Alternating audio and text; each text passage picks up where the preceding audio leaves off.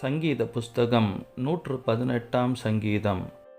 கர்த்தரை துதியுங்கள், அவர் நல்லவர், அவர் கிருபை என்றும் உள்ளது. அவர் கிருபை என்றும் உள்ளதென்று இஸ்ரவேல் சொல்வதாக. அவர் கிருபை என்றும் உள்ளதென்று ஆரோனின் குடும்பத்தார் சொல்வார்களாக. அவர் கிருபை என்றும் உள்ளதென்று கர்த்தருக்கு பயப்படுகிறவர்கள் சொல்வார்களாக. நெருக்கத்திலிருந்து கர்த்தரை நோக்கி கூப்பிட்டேன். கர்த்தர் என்னை கேட்டருளி விசாலத்திலே வைத்தார்.